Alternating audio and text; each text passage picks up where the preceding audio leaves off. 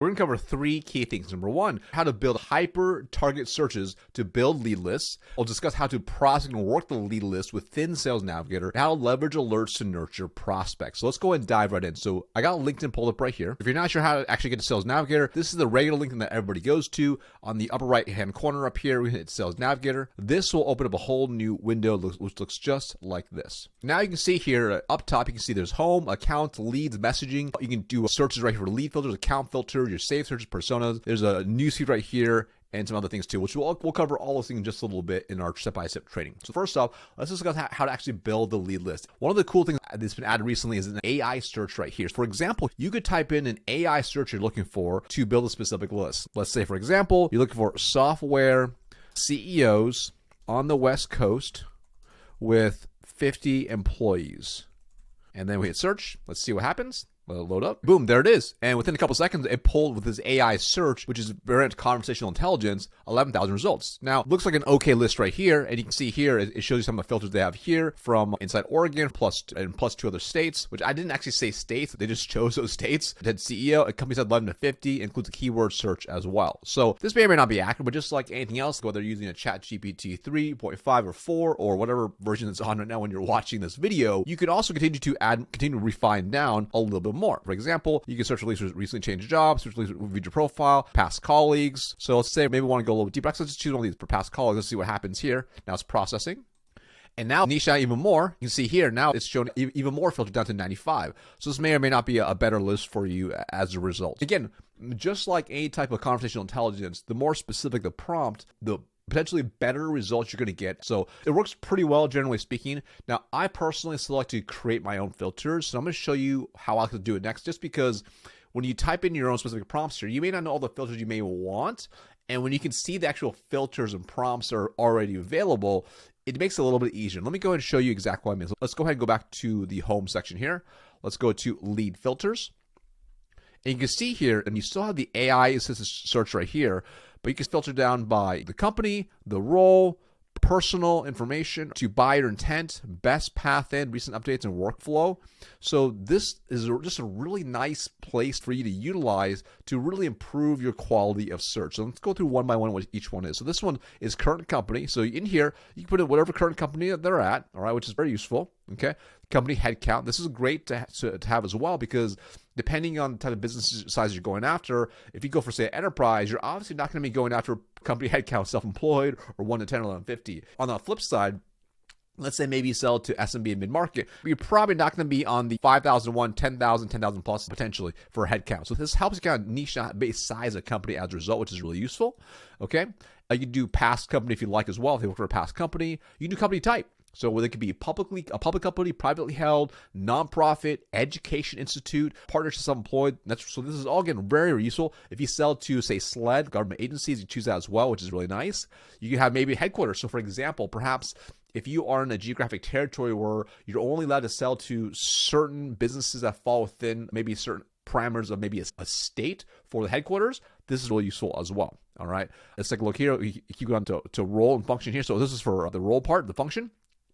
What function are you going to? So when you're selling to a specific persona, or do you need to choose specific departments? So for example, are you calling on CFOs? Are you calling on CHROs? What type of function are those going to be in? So you can go into finance, you can go into accounting, etc. So you can't get my point. This is just a very nice way to get even more filtered. Current job title. All right. So I personally like job title over function just because somebody pulls it wrong. So if I know I'm going to call on, let's just say, CTOs, I can type in Chief Technology Officer, I can type in CTOs, and I can look for other XO type titles to put inside here. So it's more specific to what they have listed as a job title versus the function. There's seniority level. So what level are they at? So it's really useful. And you can see here, for a lot of you can include or exclude. So as you get more advanced in some of your searches, you can include certain ones and exclude other ones. And I'll show you more in an example in a second. Past job titles. You can take a look at, looks like I clicked one accidentally. Let me close that really quick. Years of current company. So I think that can be really useful if you want to make sure they're a little more established from a credit perspective. Years of current position. Okay. So again, you can go all the way through from less than 1 year up to 10 plus years to personal. So where are they located? So again, if you have a specific territory you sell into, you can add those details in as well. Same with the industry too. So if you sell to a certain industry, to if you want to get really specific to first name, last name, profile language, etc. So you can see how really useful it is. So let's go ahead and let's start building something out. So let's just say, for example, I want to build a lead list, and let's just say I want to make sure that they have at least 1150, 1150, 51, 200. And that's probably maybe it's called a sweet spot for what I want to go after. All right. So I want them to be relatively a faster sales cycle, relatively quick turnaround, and not too many decision makers, not too complex of a sale. Now take a look. This first search right here, you can see it pulls up 113 million results. Too big of a list, obviously, to work. So let's go ahead and filter down some more. I don't care about past company type. I don't really care about that as well. Headquarter location, I could sell everywhere. I'm not really worried about that. Now, let's talk about job title. Let's say, for example, I want to go after CEOs. So we'll include that. We'll go CEO.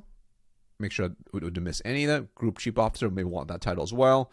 Let's say, maybe we want President, maybe Founder. So now you can see, now we're taking this down from whatever it was, I think 113 million. Now we're down to 2 million, okay? And we can still add more if we want. And as we're scrolling through here, if we see any that just seem to not fall within what we're looking for, we can also hit exclude as well to make sure it doesn't show up in that list. So this is really key because it's not about having more leads. You want to have the right leads, all right? Now, you can see there might be someone like this person right here. If I take a look at them really quick. So it looks like the reason this person pulled up here, so here it shows up as a sales leader, but it looks like he's head of business development at this company, Van on Go. He's also a founder of a different company as well, so he showed up as a result. So again, that's why you have to take the data with a grain of salt, because somebody pulls up people that potentially may or may not be a good fit as a result. Because it looks like he also has a role on the side as well. So let's go ahead and close that guy. So we're not gonna worry about that quite yet. So we're still preliminary still. All right. Now let's talk about geography. Let's just say, for example, maybe I can only sell to the West Coast. So let's just say I'm on the West Coast. I'm in Oregon. So we can do Oregon. We'll do California. And let's just do Washington. And now that list is even filtered down even more. Now we're at 180,000 results. Still quite a lot as a result. Okay. We'll keep on going down. Let me go ahead and expand that a little more. Okay, so now let's go ahead. Let's just say, for example, now we have filtered down 180,000. I also want to make sure they're in a certain industry. Let's just say, for example, if I sell to a certain, maybe it's software.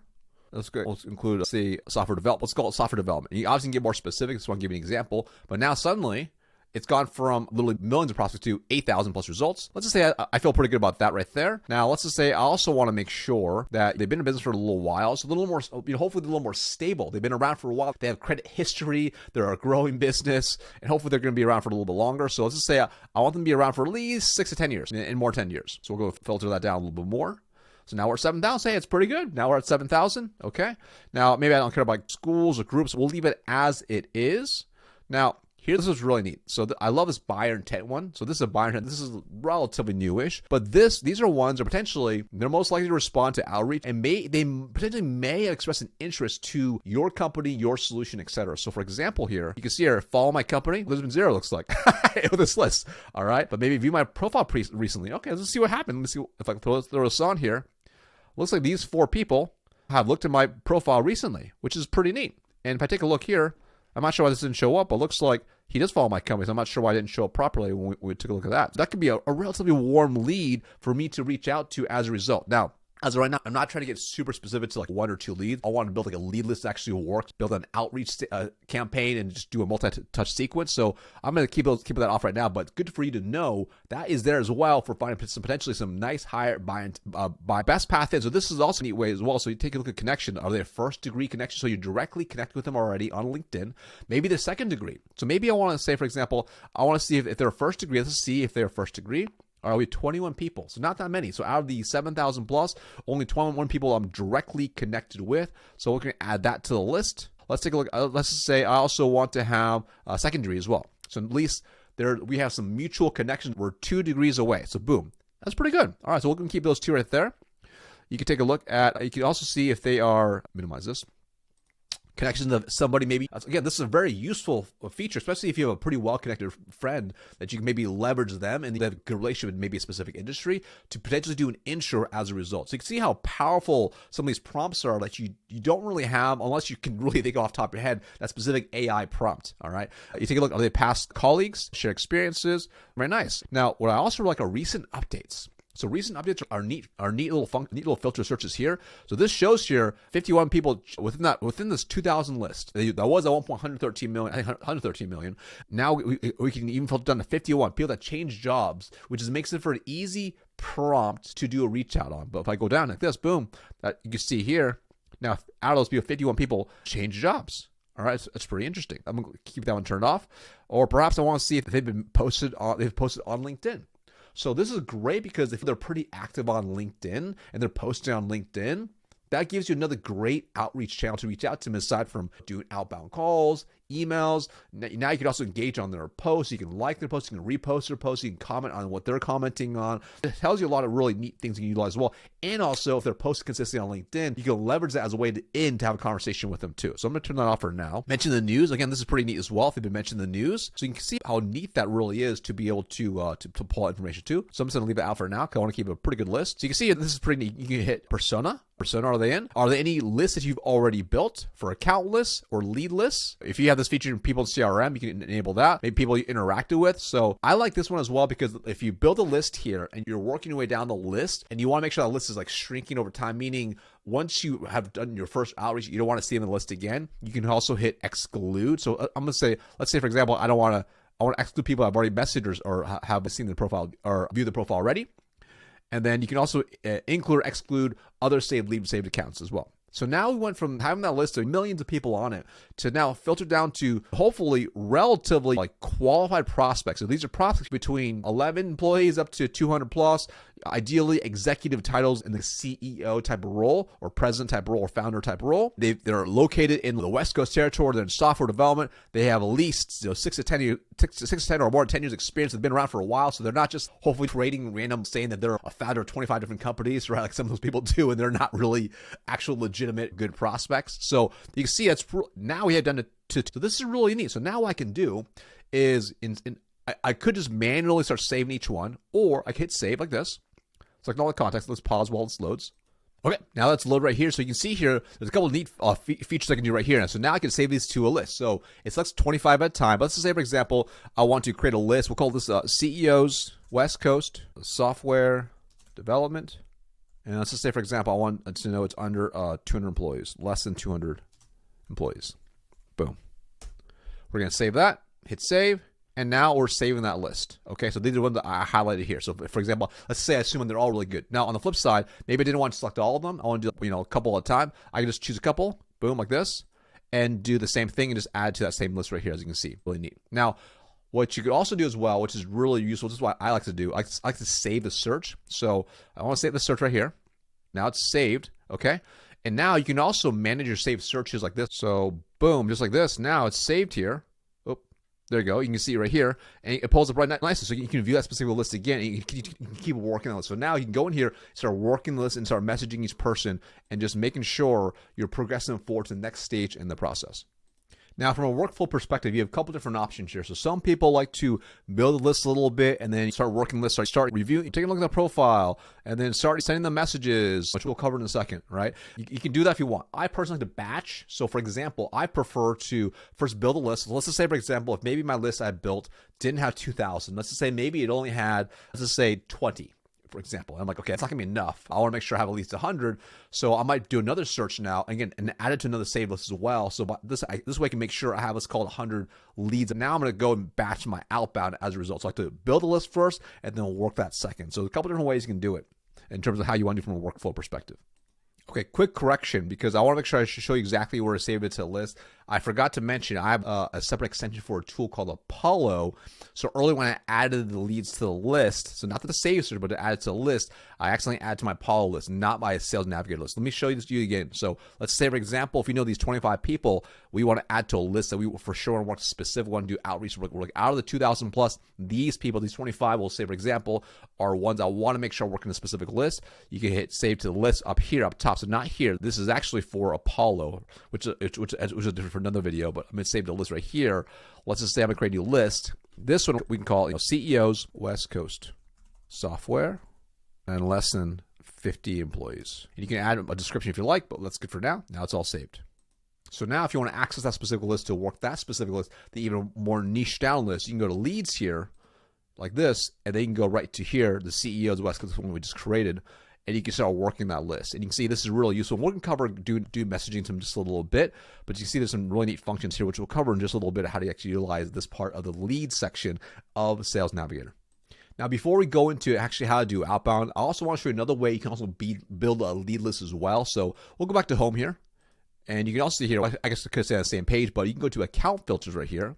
And the account filters, you have a few different things to filter down by here. So you have company attributes.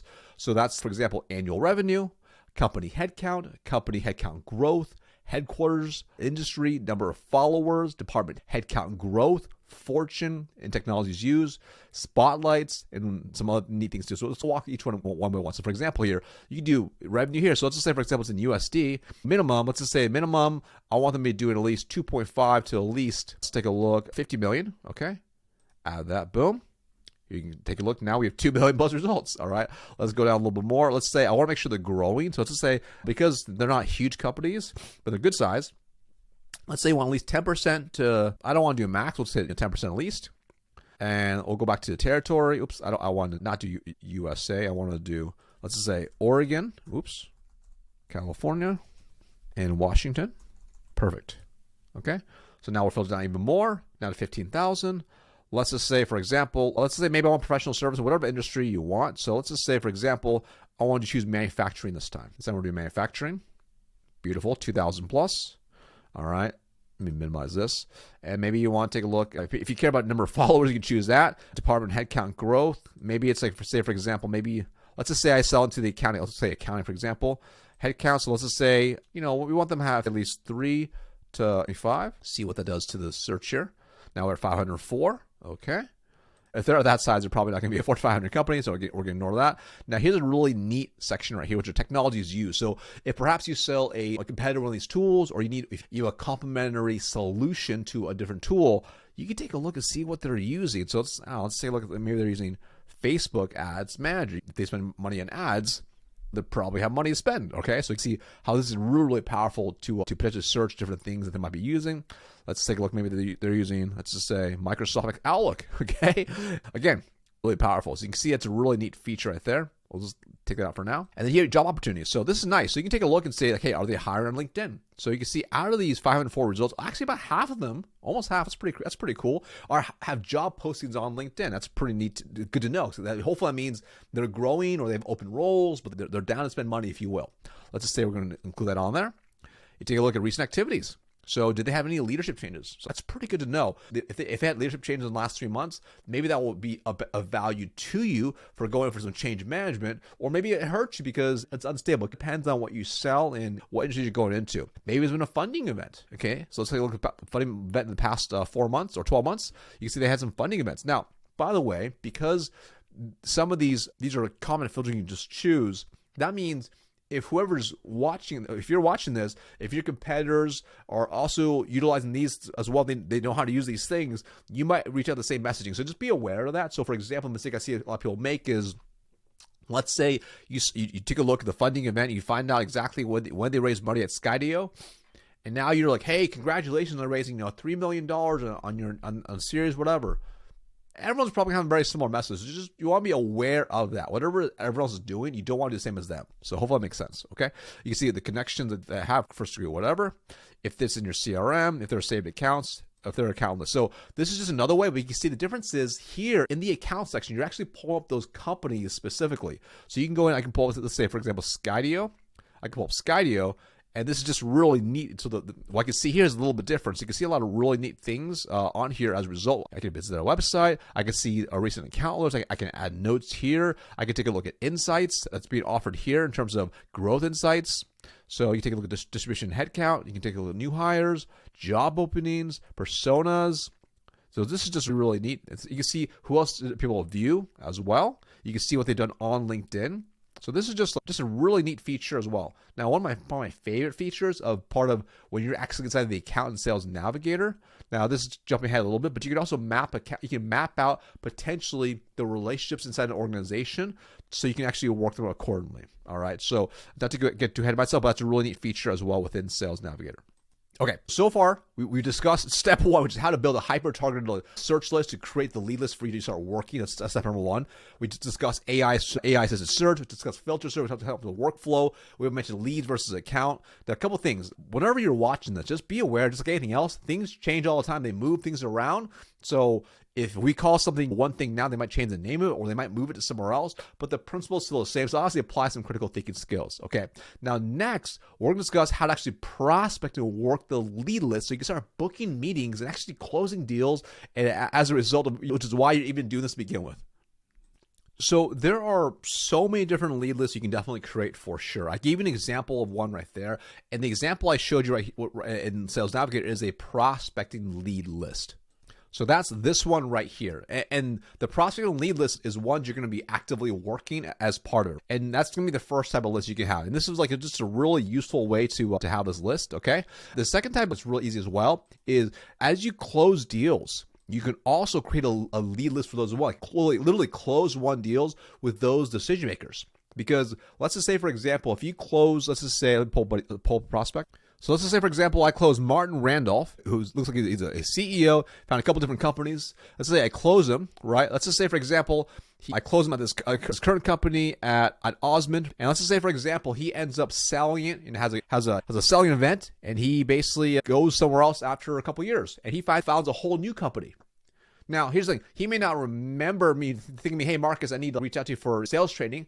But if I have him in that close one list, I'll be notified of his job change. So then I can reach out to him and say, hey, congratulations, Martin, on your new venture into X, Y, and Z.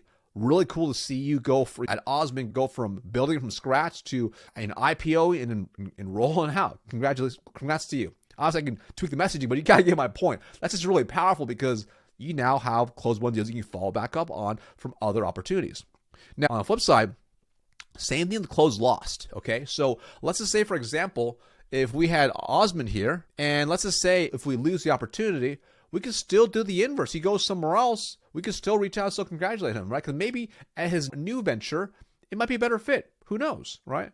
And this applies across the board. So maybe you're selling to a VP of engineering, and they're at company one, and then it didn't work out. Maybe they were a champion, but they couldn't help you get the deal over the line because if they got pushed back from the CEO who may be best friends with someone that's at your competitor. Now, with this VP, if they go somewhere else, you could do the same thing and work them as well. So that's why it's always really key to always play a long game in sales regardless, because this is how you build, and you have more fun, you build long-term relationships. So let's just say now, regardless, you build these three lists, and maybe you're working on number one, right? Which is a prospecting lead list. Probably a majority of people, they build a list. You want to work the list and book calls and close deals. All right. So let's just say, for example, we're on Martin here. Let's go ahead and open Martin up a little more. So now I have Martin pulled up here, and I can take a look at his account right here, or him as a leader, CEO at Osmond, and see what potentially might be a good way in, right? At the very least, what I could do is I take a look here and see some interesting things. So for example, hey, he follows my company. Actually, I just noticed that just now. He follows my company. And same with Mark here. Oh, interesting. Okay, so that potentially might become a nice way in. All right. I can go ahead and take a look at, I can read through about read what he's all about. I can take a look at his relationships with other people. I can see what he has posted about. So maybe I'll take a look at his activities really quick. So he's take a look. He talks about here. Let's pull this up really quick. Okay. Let me just read this really quick. Okay, cool. So here, if I want to, I could take a look. I could leverage what he posted about here about the sweet spot of the market for acquisition of a company. Those are pretty powerful insights. So maybe I'll go here. Let's say I want to utilize that to basically connect with them. I can say connection request, right? Hey, Martin, love the insight of the market being viable for selling a company that you reposted a few days back. Hoping to connect. Now, that's just an example, right? I can obviously take a little more time and have a little more customized. I just want to show you on the fly, but now I can send him a personalized message just like this. This guy took some time to review, and on top of that, he's followed my company too, which is cool. So I can leverage multiple things. Hey, they saw you follow my company. Just want to say thank you so much for following my company. I can do that angle as well. Either way, I want to be clear to Martin that I'm different than everybody else. That I'm not just a case of a random person like sending a connection request. Let's say, for example, like I believe he'd be a good person to maybe work on as a result. Now I'm going to keep this guy in my funnel. All right. Now I could do as well if you want to. You can also, if I want to just message him, I can use an in-mail to message him as well. Now, what I have found, generally speaking, is an in-mail versus connecting with them, sending a connection request, them accepting, and then you send a message. If you do that first, having them connect, accept, and then you send a message, you have a far greater chance of them actually responding back as a result too. Because typically the email gets separated out, and they may not even get the message as well. So that's a little tip right there for you. But this is pretty neat. So this is really useful as well. Now, I mentioned account mapping. I want to show that really quick as well. Let's pull it up really quick. Oh, and also, by the way, as you can see here, as I scroll down here, you can see there's different ways to open a conversation. They prompt you on LinkedIn, which is kind of neat here. So for example, in Sales Navigator, you can start a relationship with Martin here based on recent activity, what you share in common, to get introduced potentially. So maybe someone in your network as well to his experience. So just really, it's really designed to help you build that relationship, which is why I love Sales Navigator. And even if you're a sales professional and your company doesn't necessarily provide you Sales Navigator, it's well worth the money you pay each month, because frankly, I think it's under $100 a month right now for Sales Navigator. Chances are pretty good if you're selling B2B. If you close one deal, you'll make back the money very easily as a result. But let me go and show you. This is pretty neat. So you can view account map right here. Let's load up really quick. And as it's loading up here, you can see here, this is pretty neat. It breaks down like some kind of overall like high level points about the company, and you can see different employees right here. Potentially they could be the other stakeholders as well. And you can see right here, you can actually map this out. So let's say, for example, I'm like, I think Martin is probably the ultimate decision maker. All right, cool. And I believe he's probably going to be a decision maker. And let's just say, for example, I also believe Mark Johnson is probably going to be part of it as well. Maybe also Victor too. So I'm going to put Victor here as well.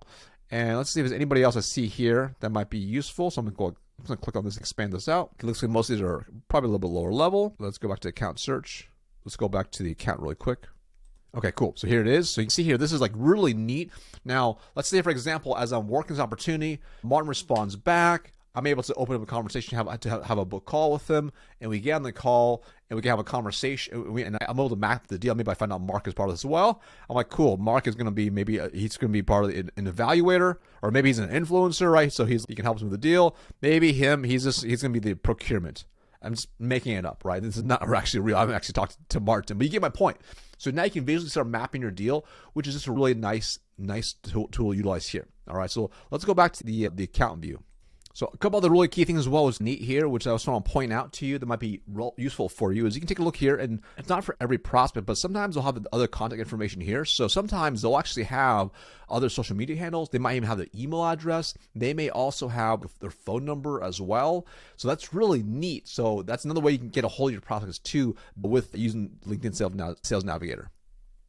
So cool. So I went and I went from here, which is going to be my lead list that I built, and I zoomed into Martin. I showed you exactly how to review the profile, leverage some of the activities that's or leverage some of the data that you have on their profile to actually send a connection request. Now, if I go back to here, if I zoom back up, just in terms of just a search, let me close this out, minimize this out. You can see here what is also really useful is this is the 25 total results that we just did earlier. Obviously, you can have more, you might have less, depending on how big this list you build. But perhaps maybe if I want to, before I start messaging each person, if I want to go down, maybe to see who posts on LinkedIn past 30 days. And maybe that's gonna be a little bit easier to warm my way in. So maybe I want to hit up Roland first. Or maybe you can see, by the way, this is some neat things. You can add notes here, you can add outreach activity, or maybe the ones that share experiences with me. All right. So again, these might be a little bit warmer ways in to open the door to a conversation versus being completely cold, knowing nothing about them, and just throwing spaghetti at the wall. And this allows you to be hyper-targeted, the hyper-targeted list, and be able to build legitimate relationships to actually have a real conversation with them. Now, what's really powerful is LinkedIn's Navigator is a really powerful tool. And by the way, they don't pay me to endorse this or anything. I just really like using the tool. There's no link to click to go get it. It's just a great tool to have. But when you utilize, look, stop Asian hand, that's great. So obviously I'm Asian. This is this is a good example. I'm going to open this up. You take a look here. His website has his Twitter handle. It's nothing else, right? You see, again, you can do some very similar things where you can review what they're all about. Okay. Looks like he has 2 recent posts. We could take a look at his information. We can leverage that. We can leverage all these things. But what I do want to show you is if you also have, say, another tool, say Apollo. This is Apollo right here. It's loading right now. Let's see what happens. So you can see here, this is pretty cool with with Apollo. And I'm just using the free version right here, but I'm able to pull his email. This is probably his verified email right here, which is pretty neat. No phone number found. Sometimes it actually shows phone numbers too. So you can see you can also leverage this you can leverage a tool like Apollo with LinkedIn Sales Navigator. So you can build a list here, connect to also the Apollo, have really good data potentially for the email, phone number, if their phone number did show up, to be able to actually have a reach out as well. So you can see here that there's no phone number here because I need to ask for it. But again, this is a neat way to consolidate like all the tools together to get information, to have a multi-touch sequence to get a hold into book more meetings again, to close more deals. So quick recap so far. So I've broken down exactly how to build a hyper-targeted searches to build the lead list, whether it's AI search or really targeted filter searches from leads to accounts. I showed how to actually prospect and actually work the leads, actually like how to like build that list and actually how to send your first connection request, that message to reach out to them to begin with. I showed some really simple lead lists you can build as well. Now, I want to give bolt another tool onto you, which is going to be number 3, which is how to leverage alerts to actually nurture the prospects. So obviously, like I mentioned, you can go through, you can once they accept the connection request, you can send them another message. It can be a video message. You can send an audio message. You can pull their email. You can send them an email. You can call them. You have the phone number. There's many ways to do it. Another really neat feature of LinkedIn Sales Navigator is actually the news feed as well. So let me go and pull it up for you so you can see it. So you can see here, I'm right here on the home page for LinkedIn Sales Navigator, and you can see just like different updates right here. Now, what I want to show you is you can do searches right here, but I'm gonna pull up the alert settings so you can see what type of settings can you have pulled up. So for example here, even from email preferences, you can have save search alerts. So if there are new leads that fall within the parameters you had that fall in those lead lists, you can have it sent to you, okay? Which is pretty neat, right? If they viewed your profile, you can get notification for that. So you can get weekly top alert digest. So this is just really neat to have this as an extra feature. Now, here's what I really like in terms of the newsfeed though. So this is the feed I just showed you where you can scroll through. So this is not your main LinkedIn newsfeed. This is your LinkedIn Sales Navigator feed. So for example, if a lead accepts your connection request, it'll let you know in there, okay? If they maybe engage with posts from your company, it'll let you know in there, which is really useful, right? So now if they're looking at your stuff, look at your company's stuff. If they are mentioned in the news, again, that's a good trigger event that may lead to an opening door to conversation. Maybe they start a position in a new company. So if you remember earlier, when I mentioned that specific lead list, so maybe like say close one, and they start a new job, that could be, it's a trigger event that can cause you to say, that should trigger you to say, okay, cool, I should reach out to them when you see it in your newsfeed. All right. Let's say, for example, they start a position in the same company potentially, right? Maybe they viewed your profile, they shared an update. Okay. These are from saved leads. Now, let's talk about saved accounts. So if you save an overall account, maybe the account is mentioned in the news, or maybe they announced new funding, or maybe someone in the account viewed your profile. Or maybe they share an update, or maybe senior hires at saved accounts, or maybe they have accelerated growth. Maybe they're preparing to grow. Maybe employees have been moving from new companies to save an increased rate. Maybe they're researching you. Maybe the leaders are researching you. Maybe they slowed growth, has had layoffs, has had mergers. So you see, these are all like trigger events that could be potential reasons for you to either do a reach out or to maybe make them more qualified or disqualify them, depending on what's really important for you. There may be some shared activities, right? So if you have anyone, maybe it's working the list with you, maybe like a virtual assistant, you get some other activities as well. These are also these are neat too as well. But the big one I care most about is the save leads and save accounts. So now if you imagine this, you go in there, you build the list, you're working the list every single day. Then on top of that, as part of your outreach strategy, you're just going in to, you go back to the home, to the feed, and you're working your LinkedIn Sales Navigator feed accordingly, depending on what's going to be. So for example here, let's find like a leader maybe. Let's just say this one, okay? Let's just say that this is the post right here. So now I can open it up, and this is probably her husband. But I can be like, oh, I can like it. I can like support, and then go, congratulations, Michael. Plus, maybe I want to do this. Maybe I want to do, that's not what I want to do. Maybe I want to do like a muscle emoji. Boom. So you can see now you can nurture your process as well. So let's just say, for example, you've done outreach to them. Maybe you called them, you emailed them, you sent them LinkedIn invites. They haven't responded yet. This is another way to get in front of them as a result. All right. Now, another way to think about this as well is even long-term wise, let's just say you're deeper in the sales cycle and you've had your discovery calls, you had your demo calls, and you're still moving through the process. This is another great way to keep top of mind and be omnipresent by leveraging your feed by doing this as well. So again, this is just a really powerful tool for them to start seeing you anywhere and everywhere. Now, those are the first 3 key things to get you going step by step through Sales Navigator. Now, what's also key is if you want to bolt on number 4, which is combining with a robust social selling strategy. Because what I just discussed right now, this is about you building that list, working lists, and going outbound, which is very much one-to-one as a result. But if you can start leveraging the content and you're leveraging social selling, you can actually start increasing your presence on a whole new level, have more inbound leads. So for example here, you saw my surprise because I'm pretty active on LinkedIn. We get these, I wouldn't call like Martin like a lead by any means, but that's pretty interesting that he followed my company for some reason. So why would he follow a sales training company unless he had some sort of potential interest? Maybe he thought I'd be a prospect. I don't know. Who knows? So you get my point. So there's something called the social selling index. Let me pull this up for you so you can see this. So if I go into here, I'm on the home page, go to the upper right, if I click on my name, and I go into social selling index, click on this, and you can see this gives you a ranking right here. So this tells you, like, this just really tells you, like, there's 4 key components, which is number 1, your professional brand. Are you finding the right people? Are you engaged with insights? And are you building relationships? So you can kind of see 70, yeah, I'm okay. Not the best out there, but I do all right. You know, I guess I'm considered in the top 1% in terms of people in my same space. But this is a result of being really consistent on LinkedIn, posting content, engaging on content, building a community. And because of that, this has helped me with my business as a result as well. So my point to you is, if you do these first 3 things I mentioned right here, and then you also go and you start building, posting relevant, useful content, having a highly optimized LinkedIn profile, all those things will help you. And when this video ends, I'm going to link it to my LinkedIn training on how to actually optimize your profile as well, plus also some things on how to actually do proper messaging as well, which is beyond the scope of this video. So you can combine this training of using Sales Navigator and also social selling, so you become an absolute dynamo in growing your book of business and really just taking it to a whole new level for you as a result. So there you have it. That is a training on how to use LinkedIn Sales Navigator to generate leads 101. If you enjoyed this video, please make sure to obviously like it, subscribe, drop me a comment below, and let me know which part are you can start utilizing now. Let me know if this is useful for you as well. Thank you so much. And of course, make sure to share with your friends. Thanks so much for watching.